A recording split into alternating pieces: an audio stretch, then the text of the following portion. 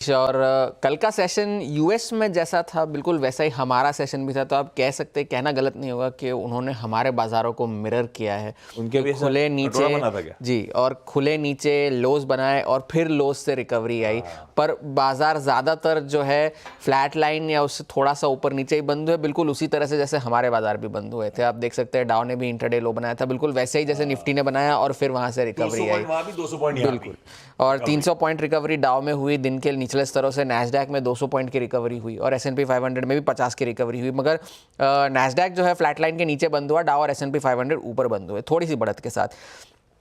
अब जो है यील्ड्स में जो बहुत सारे बॉन्ड मार्केट्स में जो वॉलेटिलिटी चल रही थी, वहाँ पर भी जो है 4.7% तक आ गए थे यील्ड्स वहाँ पर, और 20 साल की जो बॉन्ड यील्ड है वहाँ पर वो है 5% के पार निकल गई। और उसी का डिफरेंशियल की कल हम बात कर रहे थे कि अगर 10 साल की यील्ड में आपको 4.7 मिल रहा है तो आप सिर्फ 30 बेसिस पॉइंट ज़्यादा के लिए 20 साल की यील्ड क्यों रखेंगे। उस वजह से जो है टर्म प्रीमियम जो है वो वहाँ पर बढ़ रहे थे।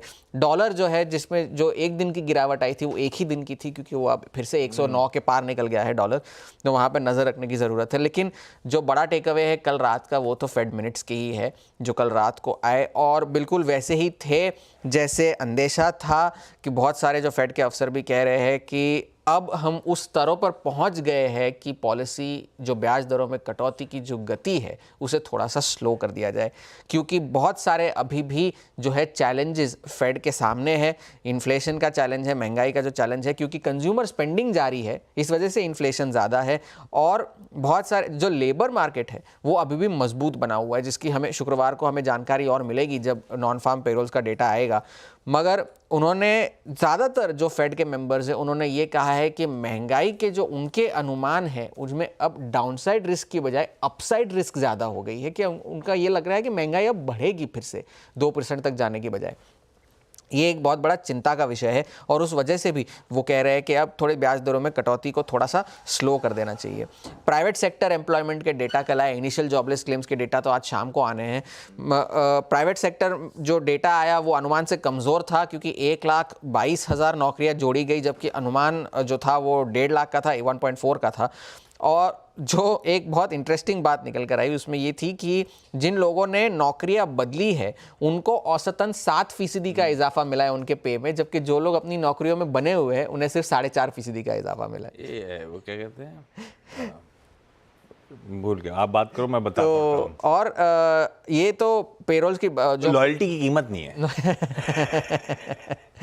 अब जो है शुक्रवार को बड़ा जो नॉन फार्म पेरोल्स का डेटा आएगा उसमें नज़र रखने की ज़रूरत है, क्योंकि अनुमान जो है वो 1.5 लाख से 1,55,000 के बीच के रहने की उम्मीद है, और जो बेरोज़गारी की दर है वो अभी भी 4% पर बनी रहेगी, 4.2% पर।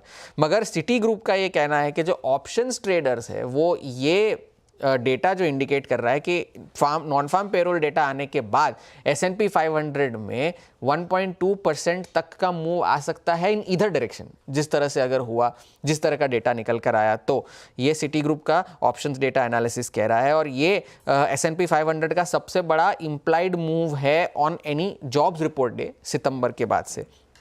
22V रिसर्च ने भी एक सर्वे किया, उसमें ज़्यादातर लोग यही कह रहे हैं कि एक रिस्क ऑफ होगा जॉब्स डेटा आने के बाद, 40% लोगों का ये मानना है। तो अब आगे क्या? अब मॉर्गन स्टैनली ये कह रहा है कि अब बाजार जो है वो अब चिंता करने लगेगा कि महंगाई ज़्यादा है, ब्याज दरें भी ज़्यादा बनी रहेंगी, कटेंगी नहीं उस वजह से, और अगर एक करेक्शन आया तो आएगा, मगर उस तरह से नहीं आएगा जिस तरह से 2022 में आया था, जो कि एकलौता नेगेटिव साल था अमेरिकी बाजारों के लिए पिछले 4-5 सालों में। गोल्डमैन सैक्स भी ये कह रहे हैं कि अगर यील्ड्स इसी तरह से बढ़ती रही तो इसमें इक्विटी मार्केट्स को नुकसान होगा, और नियर टर्म जो है, नियर टर्म में करेक्शन की जो आशंका है वो अब बढ़ती जा रही है गोल्डमैन सैक्स के हिसाब से। डॉश बैंक ने भी यही कहा है कि अगर जो बड़े करेक्शन जो आते हैं वो एक इकोनॉमिक कॉन्ट्रैक्शन अगर होती है या कोई बड़ी बुरी खबर आती है तो वैसे उस तरह से ड्रॉडाउन्स होते हैं, मगर ऐसे कोई संकेत हमें इस वक्त नज़र नहीं आ रहे हैं, कि क्योंकि ज़्यादातर इकोनॉमिक इंडिकेटर्स जो है अभी भी मजबूत है। आज तो बाजार बंद होंगे जिमी कार्टर के सम्मान में।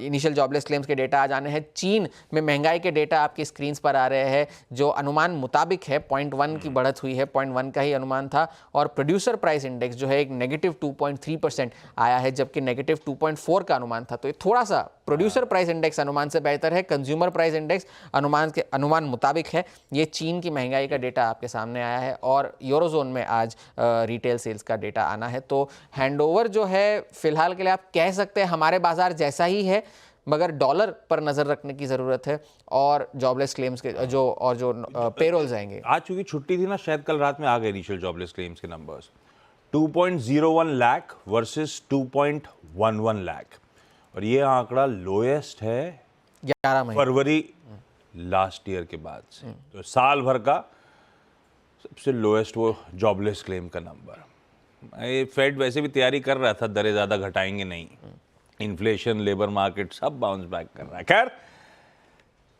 चलिए, अच्छा एक चीज़ और, ग्लोब की चर्चा और कल ट्रम्प साहब की मैराथन प्रेस कॉन्फ्रेंस फ्लोरिडा में हुई, 1 घंटे से ज़्यादा चली भाई साहब। ये दूसरी प्रेस कॉन्फ्रेंस है जब से ट्रम्प साहब जीते हैं।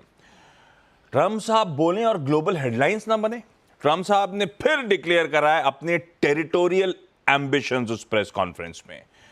वो रूल आउट नहीं कर रहे हैं, हम मिलिट्री या इकोनॉमिक फोर्सेस का इस्तेमाल करेंगे to seize control of Greenland और पनामा चैनल, और कनाडा को यूएसए में मर्ज करेंगे। तो टेरिटोरियल एक्सपेंशन का बड़ा मन है उनका, और स्पेसिफिक कह रहे हैं सुधर जाओ नहीं तो I will be bad for Hamas. और एक दिक्कत है, सब मेहनत पानी में जाने वाली है, क्योंकि ट्रम्प साहब सिरे से डिसमिस कर रहे हैं कोई भी कंसर्न्स क्लाइमेट चेंज के और ग्लोबल वार्मिंग के। वो लगातार करते भी रहे हैं पहले। तो इंटरेस्टिंग उनकी प्रेस कॉन्फ्रेंस थी, लंबी चली, बहुत लंबी चली। खैर